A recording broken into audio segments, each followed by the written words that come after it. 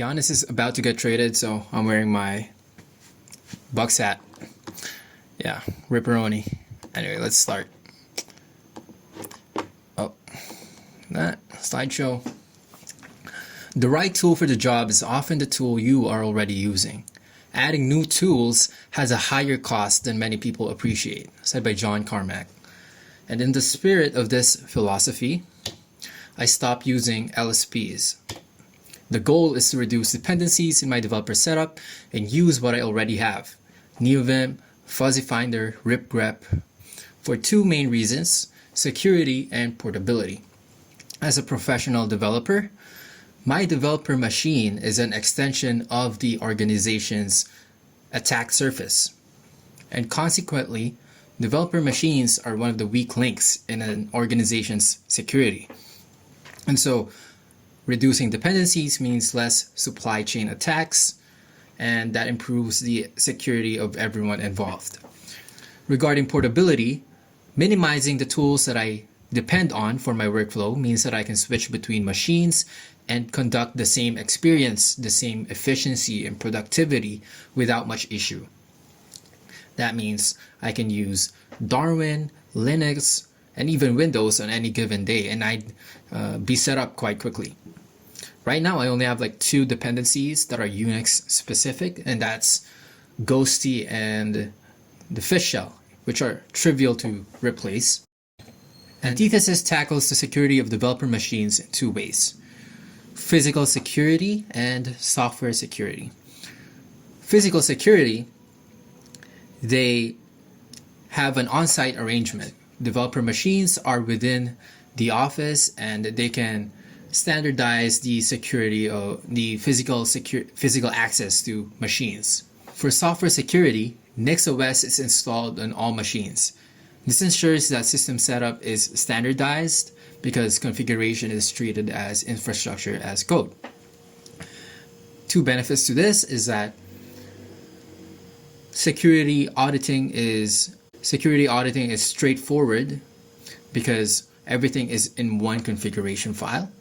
Number 2, every time you stray away from the defaults, you change some setting, you add another dependency, those things are done explicitly in the configuration file. And that adds maintenance burden on you, which incentivizes you to simplify your setup. Replacing LSPs require us to take into account these use cases: syntax highlighting, autocomplete and snippets, API discovery, refactoring, and inline error messages. Beyond reducing dependencies, another reason why I encourage you to migrate away from LSPs is that it has technical issues inherently. Number 1, it's sluggish. Number 2, it's too generic. Number 3, it's far too complex for what they actually do. Well, that's not a technical issue, that's more of like a conclusion. Okay, number 1, sluggish. LSPs are a full-on HTTP server communicating via JSON RPC. For something that should be for something that's constantly running and communicating with your editor, something that's always updating as you make changes to your code base, this is quite heavy-handed. And you see how in large code bases, monolith code bases, you'd already have performance issues with LSP servers. Number 2 is too generic. When you're using a language with niche features, LSP just straight up doesn't work with those features. For example, with Zig, if a function signature has a comp time parameter, LSPs will straight up just not work. It wouldn't have any autocomplete inside that function. Another one is in Odin. If a function has parametric polymorphism, the LSP would just not work. And when you're used to having an autocomplete and auto suggestions, and suddenly your LSP isn't working in this function scope, you get distracted. It takes you away from the zen of coding, because now you're thinking, oh wait, is there an error in my code? Is my LSP bugging out? Did it just crash? Now you're thinking about all of these things that are irrelevant to what you're actually doing, to what you're actually solving. And the conclusion there is it's far too complex for what they actually do. Given the fact that LSPs are just as complex of a project as compilers, when you look at these use cases for LSPs, there's really not that much benefit, right? The benefits don't outweigh the costs. So starting with syntax highlighting. Syntax highlighting helps us parse the code structure at a quick glance. It also gives us immediate error feedback. So when you're typing and then there's an error in your code, in your grammar, the syntax highlighting for the whole file just gets messed up. And that's what I mean by error feedback. And LSPs build a more accurate AST relative to regex and tree sitter, improving highlighting accuracy. And this comment from a Y Combinator thread discussing Rob Pike's opinions on syntax highlighting articulates my sentiment more accurately. I have to agree. Syntax highlighting lets me recognize patterns in code without having to read it, and I actively avoid reading details I don't need. To me, that is also what annoys me about IDEs. I want to focus on the shape of the code, not other stuff. When I focus on code, I want that code to be all that exists in my mind at that time. But I suspect whether or not you like IDEs is orthogonal to how you like your code presented. But I also feel like there is an interesting range within developers from those of us who pattern match, skim, and zoom in on details to those developers who read code in detail. And I'm not sure those of us on different sides of the spectrum see perceptual load the same way. In other words, he likes to take note of what the code looks like, and that's how he remembers the content of the code base. And I can relate to this because back in high school, when I'm taking an exam and I'm trying to remember the lecture, I try to imagine my notes, the notes that I wrote and how it looked like in my notebook. Like, was it on the left page? Is it on the right page? What did my handwriting look like? And as I recall those details, I then recall what the content was on my notes. That's how I can see the merit in what this person is saying. On the other side of the fence, we have someone asking for syntax highlighting to be added to the Go playground. And remember, this is back in 2012, or take note, this is back in 2012. And this thread is infamous for Rob Pike's abrasive responses. I only included the first one, which is quite tame. He said Go format was written to reduce the number of pointless discussions about code formatting. It succeeded admirably. I'm sad to say, however, it had no effect whatsoever on the number of pointless discussions about syntax highlighting. If you look at the Go playground today, it still doesn't have syntax highlighting. Go playground. Yeah, everything is white. Comments, the strings, function calls. And you know what? I actually agree with what Rob Pike's decision here. Because with the playground, it's meant to show you small snippets of Go source code. And you really don't need syntax highlighting to understand any of this. And adding syntax highlighting implies that now we have to add a Go parser written in JavaScript, which is a huge dependency for this website, and it completely inflates the complexity. Rob Pike, however, probably just doesn't like syntax highlighting inherently, and on that side, I disagree. I'm more so coming from an engineering standpoint, reducing dependencies. These two examples showcase the spectrum of syntax highlighting. On one side, you'd have Rob Pike, zero syntax highlighting at all. On the other, you'd have a rainbow vomit. Everything is colored, the highlighting gives you no sense of structure for the code base anymore. And as all things in life, there's always the middle ground approach is always the best one. And I'm here to show you that I think I found that approach. And what I did is I just have 4 highlight groups, technically 3.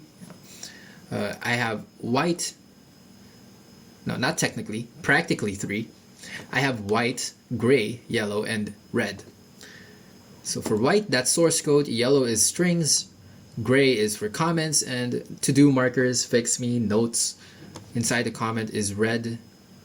Punctuation pairs are red. That's it. Using this for a while, I can confirm that knowing code structure at a quick glance is useful. However, it does not take much to do this and is easy to overdo. That's why only large swaths of text need highlighting, strings, and comments. Also, immediate error feedback is distracting. The more colors that you have means the more colors can get messed up. And as you're writing, suddenly your function calls become green instead of red, and now you're all confused. And I have a real example here in one of my projects. Let's go to Ghosty, OSTEP, Odin, and in one of my tests, test Odin. There we go. In this file, I'm doing snapshot tests. I have a function here that returns an object. Then I serialize that to a string, and that's what I assert in my snapshot. So everything is fine. Strings are yellow, still yellow here. And when you get to this point right here, for this snapshot, everything starts failing. You can see it's changing right in front of me. Now the source code is yellow and the actual strings are white. During development, I'm not bothered by this because I have a minimal highlighting setup. So I can easily adjust to my source code being yellow and my strings being white instead. Now imagine if I had a bunch of different colors here and now I'm getting disoriented because my code isn't the way I expect it to be. And that's just one of the productivity gains that I got and reduction of cognitive load from using this minimal syntax highlighting. Going back to Firefox, the answer to less accurate highlighting caused by removing the LSP is to just use a minimal highlighting setup. It reduces your cognitive overload and you can focus more on writing code instead. Next up is Autocomplete and Snippets. Autocomplete and Snippets help us write more code and discover APIs. But since discovering APIs is the next section, we'll focus on writing more code. LSP communicates with your editor to show autocomplete suggestions on the fly. And I'll demonstrate for completeness sake. Let's go back to GoC, open up a Golang project, and I downloaded my old Neovim configuration with LSP setup. Let's go to my logger package, and let's start with the autocomplete. So if I type in, let me zoom in. If I type in os dot and then press Control N, the exported functions and variables for the package will show up, and then I can scroll through them. Let's say I want to open a file. Where is it? Open. There you go. And I can type in a file. fdir is equal to. There you go. And on the file descriptor, I can do period there, and I can now use the methods for files. Here we go. I can change directory on it. You get the idea. There's also code actions where, let's say I wanted to initialize all fields of this type explicitly. I press CA space and all of the available code actions will show up. There you go. And one of the code actions is fill logger. There you can see it. It will initialize all fields. There's also snippets where if I'm typing in if it will automatically complete the boilerplate code for me and place me inside insert mode. I don't have it here in this setup, but you get the idea. And this is the power of autocomplete and snippets, in that it allows you to write more code and write code faster. On the other side of the fence, we have Ginger Bill, the creator of the Odin programming language. He's been programming for 20 years now. At 30 years old, he's never used LSPs, but he has tried IDEs that have autocomplete. And he found that using these IDEs was a hindrance to his productivity, and when he stopped using them, he got more productive. Moreover, he recommends to people learning new languages that they don't use a dedicated IDE like JetBrains or LSPs, and instead learn the actual language, the grammar, and the idioms, because when you're relying on the autocomplete magic, you don't internalize these things. And so in my current setup now, the way I automate boilerplate code is I have key maps that insert text and immediately places me in insert mode. So let's say I wanted to do if array is not equal to nil, I press en in normal mode, and there you go. I have the guard check. And let's say I use a function that only returns an error. Let's say fd.change directory. There you go. I can press shift en, and then it will inline the error declaration. The nice thing about this is now I'm creating snippets that are personalized for my workflow. It's based on my empirical evidence, my personal experience of what kind of code I usually find myself writing. And I'll show you my old setup. I also have key maps that insert log calls using the slog package, because I used the slog package a lot back then. And so if I was in insert mode and I press LE, it'll insert an error log. If I do LI, it's an info. And you'll notice that in LE, in the error log, I automatically add the error key and the error value. Embracing the setup, I found myself writing more code and knowing the language, grammar, and idioms by heart instead. Autocompletes and snippets are useful for boilerplate code. I can confirm that. But you can make a lot of useful snippets without using LSPs. You just need to learn how to personalize your editor. On another note, AI will replace snippets and code actions since they're part of any contemporary developer setup. Prefer them instead. You can think of AI, autocomplete, as a much more powerful version of autocomplete and snippets from language servers. Then this makes that use case of LSPs redundant, making it much more attractive to migrate away from this technology. Lastly, typing speed has never been the bottleneck at 100 plus words per minute. I've been a 152 words per minute typer on QWERTY, and I found myself regressing down to 100, 110 words per minute once I was coding for a long time without doing any kind of typing tests in between. Just because thinking about what to write takes more of my time instead of writing code. And also writing all these symbols, it significantly slows down your typing speed if you're not practiced on that. And before we move on, drink water, stay hydrated. I'll get my sip in.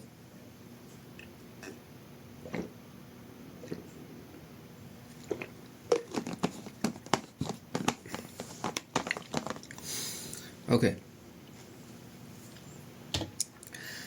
Moving on to API discovery, which is the extension of autocomplete. I'll show you how I use autocomplete for my API discovery. Let's go back to my old setup.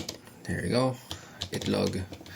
What I did beforehand, and for the longest time, for about 2 years, is that when I'm exploring packages, when I learned all of these new languages, when I started learning all of these new languages, I would do this, Control N, and this is how I would explore all of the exported functions, completely basing it off of the function signature and what doc comments were available, which is completely ass backwards when you're trying to learn a language, because when you're learning the standard library, you should be looking at the implementation details. When I did want to read the implementation details, however, I could go to definition, and for the most part, this was sufficient, but it didn't really get me in the flow of just reading the implementation of the whole package and the different files that are related. You can see here that for the whole same, it has literally one dedicated file for it. So it doesn't incentivize me to read the surrounding context for this code.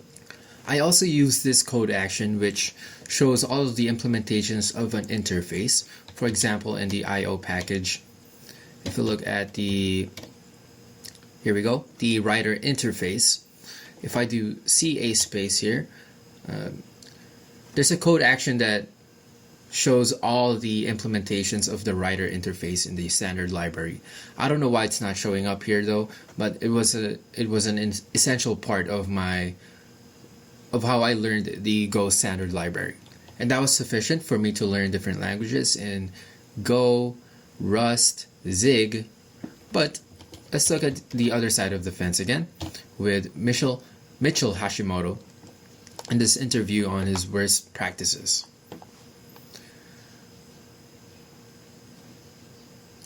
Turn on captions. Put it that way.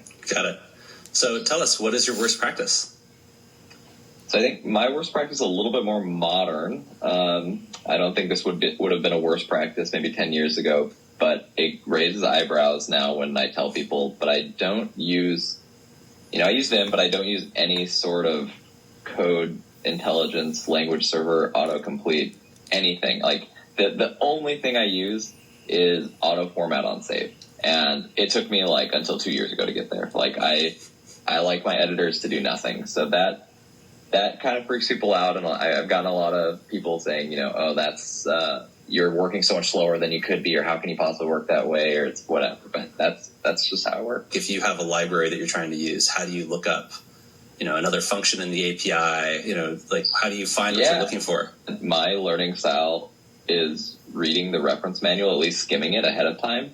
Maybe that's because I started programming 20, 30 years ago, but it's that. So in my mind, I sort of have a rough idea. Like I may not remember the exact arguments, the exact capitalization or wording, but like I'm like, oh yeah, there's a function like connect underscore whatever. When I was small, when I was young, I had a 2 hour a week computer time limit up until I was 18. And it was a week. And wow. The 2 hours also, if I had to do homework, like type in Microsoft Word type of paper, it counted. So I would end up doing a lot of programming by either doing it on paper or doing it in my head. And like to the point where I was like, okay, when I get to the computer, I have to just get it out and run it. And it has to work because I don't have time to like go back and forth. Okay. Shout out to Worst Practices for that interview. Mitchell Hashimoto's learning style is quite interesting, where he first learns the API, the reference manual, and has a general idea of what's available to him when he's writing code. And this rose from the restrictions placed on him when he was younger. And I relate to this learning style. When I learn a new technology, I read the reference manual first and foremost. Let's say NixOS, I first read the official wiki before watching YouTube videos and reading forums to get a better understanding of the higher level concepts and how to use it practically. And then I go back to the reference manual a second, a third, a fourth time to really understand how to apply the specific features available. Again, my old approach and Mitchell Hashimoto's way of learning showcases the spectrum of how to discover APIs. And as you can guess, the best approach is always the middle ground approach. And I think I found that with my new way of exploring libraries. In my current setup, let's go back to let's change directory into the Go standard library first. Now, I take advantage of Fuzzy Finder and ripgrep and using regex for everything. Let's say I wanted to explore the IO package. I do S space, which brings up these available regex that I pre-configured. And let's say I wanted to see all of the available functions in the IO package. Let's remove the preview for now. And here I get all of the exported functions and methods. And you can see at the top the specific regex I use to filter the text, and then I filtered out the test files. Let's zoom this out so you can see what I'm searching for. The advantage of this over my old approach is that now I can fuzzy find things that I didn't even know existed. So for example, hey, is there a function that tells me if something is a directory, is there, and there you go. Most of them are methods. And so now I'm thinking, how do I get a file mode type or a file mode object? So I search for file mode, there you go, and I get all of the methods available there. Same idea with types. I can look for the exported types here. And let's bring back the preview. I can read the implementation detail. This addresses another limitation of my old approach, as I mentioned, which is that I'm not easily exposed to the implementation details of the library. Whereas in here, as I'm scrolling through the entries, I'm already reading the preview of these different types. For flexibility, I also have the any option, which just defaults to an empty regex expression, and I can search for whatever I want to. Let's say I'm interested in whatever writer method there is. Here you go. And now all of the writer methods in IO are available here. Currently, I'm also learning about Rust, which is a great way to stress test this new approach because now I'm learning a completely new standard library and new language. Let's now go to the Rust standard library. And one of the first things that I tried learning was how to spawn an external process. And so I assumed that it was in the standard library here. And I started searching for a spawn function. So here we go. And there's no spawn function. I tried execute instead. I tried exec. Oh, and then there's this thing which is output. And it takes in a command type, and that was pretty much on the money. And you can see here the power of Fuzzy Finder, where I wrote a completely unrelated expression. None of these entries have the substring exec, but it showed me exactly what I needed, which is this output command, or this output function instead. So now I'm starting to look for methods on this command struct, and I'll mention that when I'm inside a file and I start searching for things, all of the entries are scoped to that file. Whereas if I'm in a directory view and I do a search again, now it's showing all of the available functions for that directory and all of its subdirectories recursively. In the Golang, when I'm inside a Golang project, everything is always package scoped.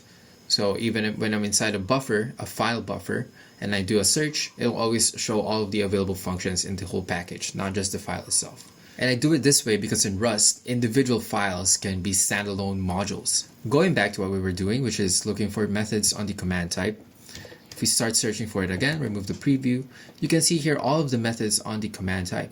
And I can assume that these are the methods on the command type because the way I have it set up is that all of the entries are sequential. So if we have an impl command before all of these methods and these are indented, then you can assume that these are for the impl command block specifically. I think it's quite evident the power of this new approach.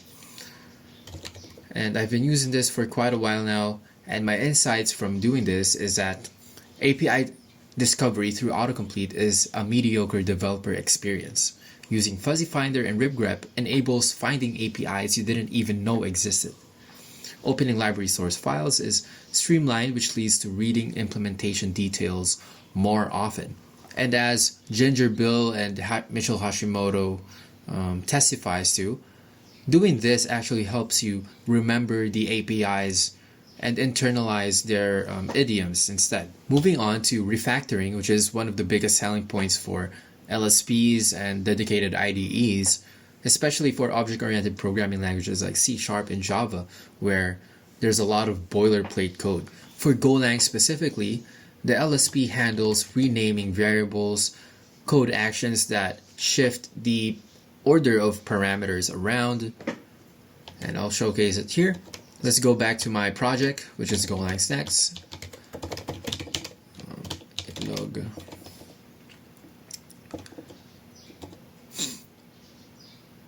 Let's say I want DST to be the second parameter instead. Now, if I do code action, there's this code action move parameter, right? And you can see all of the changes it made on the different call sites. Here we go. It switched the order of the arguments themselves as well, which is very useful. There's also renaming. So for source, if I do grn and I name it ARST, there we go. Everything is renamed. I can also do it here, grn, there you go. And it also is updated on every usage. These refactoring capabilities of LSPs are a huge quality of life improvement. Specifically, because LSP updates all code affected during refactoring, like renaming variables, reordering function parameters. In my current setup, I have no alternative for these features. I only have one for renaming variable names, which is dependent on regex expressions. And I'll show you the workflow there.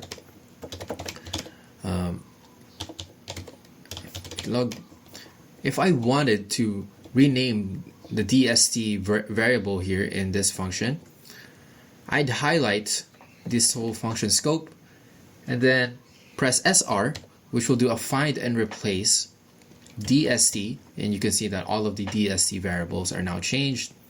And I can do this. Press enter and there you go. It's simple but much more capable than what people expect.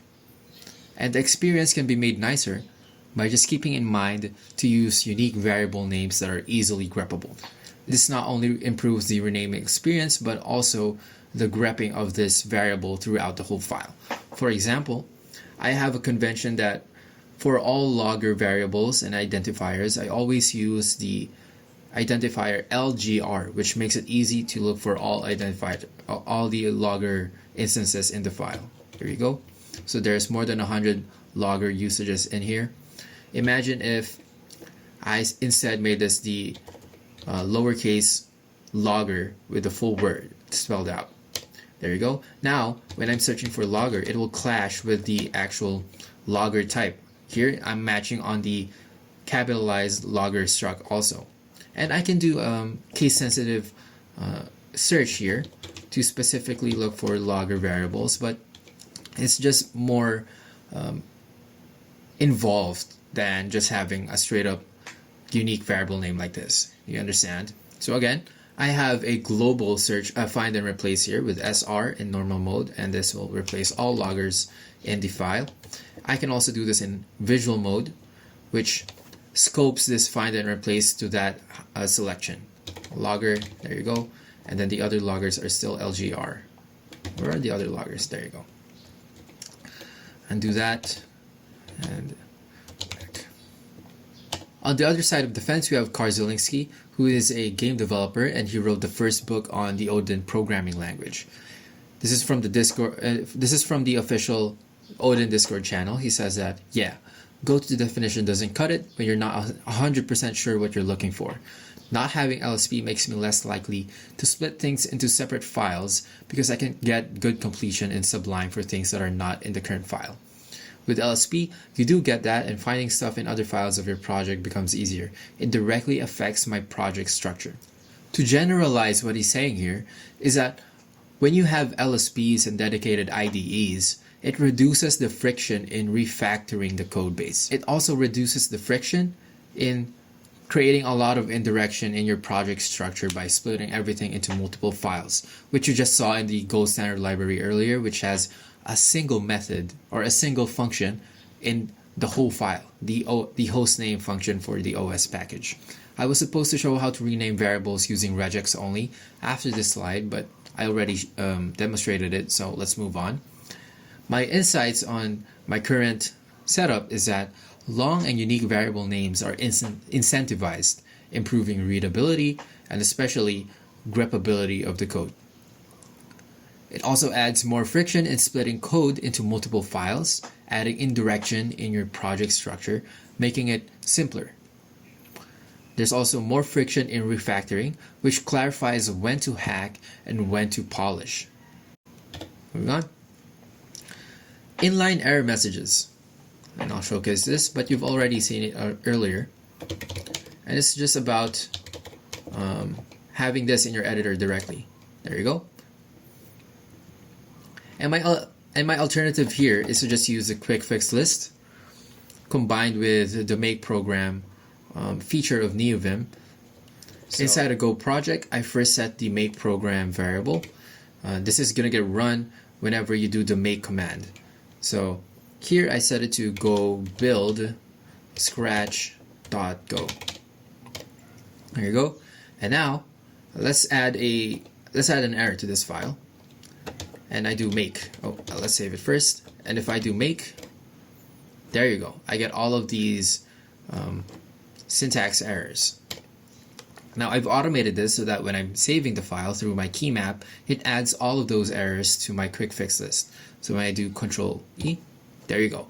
All of the errors are down below, and I can sift through them and moving my cursor to the error location directly. Now there's a bug here where since I'm using 8-space indentation, it's not actually going to the exact column, but that's fine.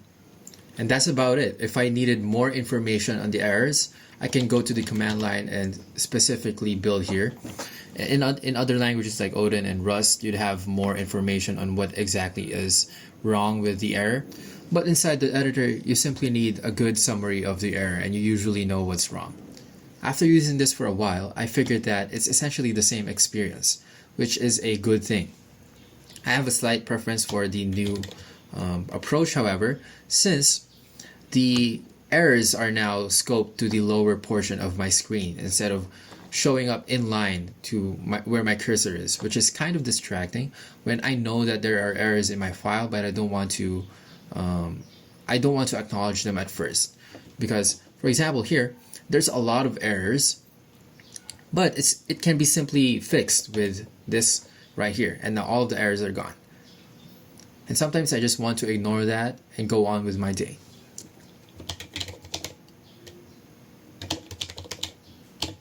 In conclusion, LSP servers are greatly complex for what they bring to the table. Workflows arising from LSPs are inferior to what's possible when embracing the versatility of a lean toolchain. Personal development environment plus fuzzy finder plus ripgrep. Removing LSPs not only reduces the surface area of our development environment, but also amplifies our growth as developers. The end.